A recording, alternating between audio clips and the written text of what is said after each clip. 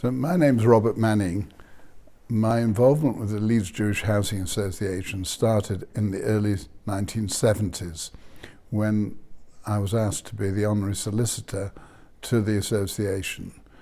My father was involved on the executive of the Welfare Board, and at that time the Welfare Board and the Housing Association had a common leadership.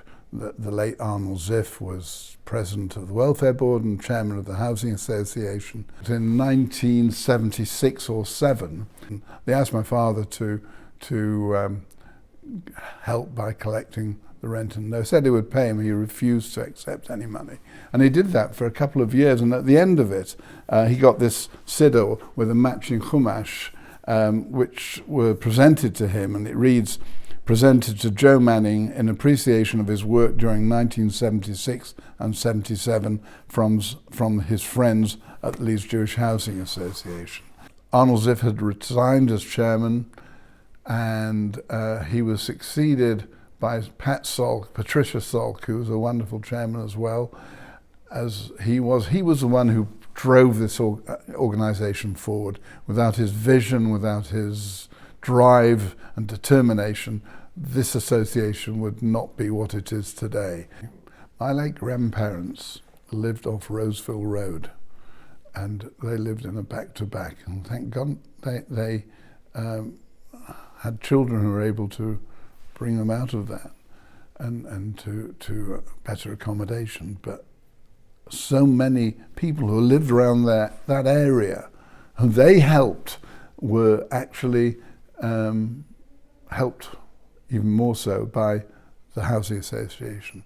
When it was founded 70 years ago, that was happening. So accommodation was so bad. But I think what it does now is to provide homes for those who would otherwise be lonely. The accommodation in Stonegate Way and all the other more recent developments are to bring people together and to provide facilities for them if they have some sort of disability or just old age that they would not otherwise have. And now, with the absence of an old age home, it's even more important.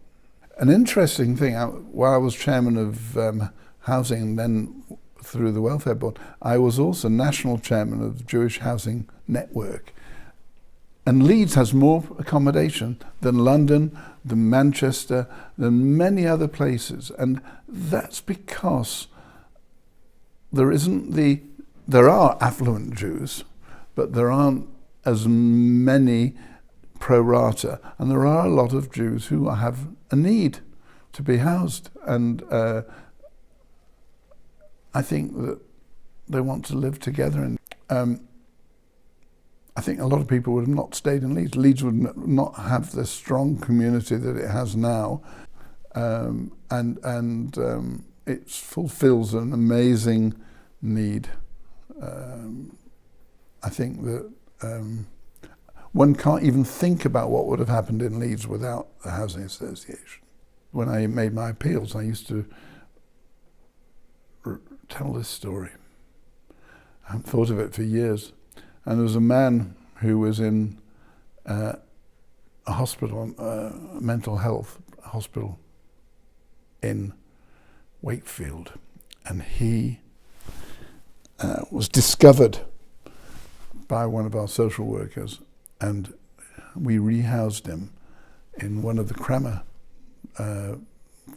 developments, and he asked on one day, shortly after he moved in, he said, "Is it all right if I blow my whistle? I always like to play with a toy whistle," and I was never allowed to play with it.